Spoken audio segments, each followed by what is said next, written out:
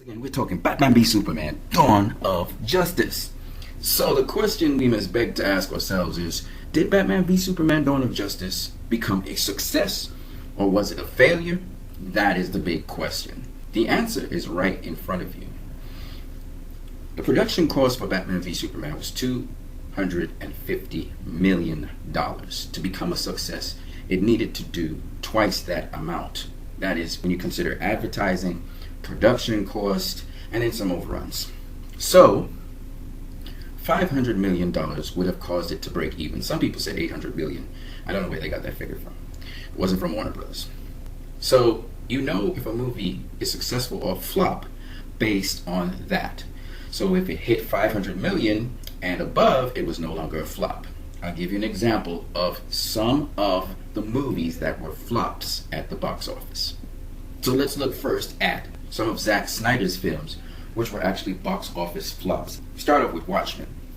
Its budget of production was $130 million. To break even, it needed to make $260 million, but it could only rake in $185 million, making it a box office flop. Another Zack Snyder film which was a box office flop was Sucker Punch.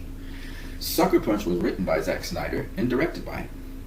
Its budget was $82 million, but it couldn't get off the ground for anything, and it died off at $89 million. It needed to make $164 million to break even. Legend of the Guardians, The Owls of Ga'Hoole. Its budget was $80 million. It needed to make $160 million to break even, and it could only pull in $140 million. Again, another box office flop. However, Zack Snyder's Man of Steel was able to make surplus.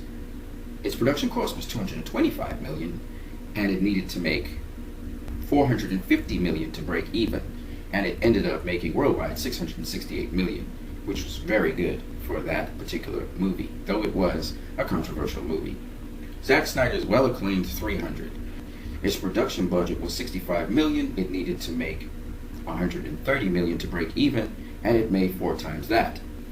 Also, his movie Dawn of the Dead, which was just a low-budget movie, $26 million, needing to make $52 million to break even, made $102 million. So it did very well. Now when we look at other movies outside of Zack Snyder's movies like Batman and Robin, with a production budget of $125 million, needing to make $250 million to break even, this movie flopped at the box office, falling short, making $238 million. A non-Warner Brothers movie, Fantastic Four, the most recent edition, it had a production budget of $120 million, needing to make $240 million to break even. But it fell significantly short of that by only making $168 million, another box office flop. So Batman v Superman not only was able to clear the $5 million, but also make $370 million more on top of that, and is still climbing. Currently, Batman v Superman Dawn of Justice is Warner Brothers' 5th highest grossing domestic film it has ever had. The only films to surpass it are The Dark Knight and Dark Knight Rises, Harry Potter and the Deathly Hallows Part 2, and American Sniper.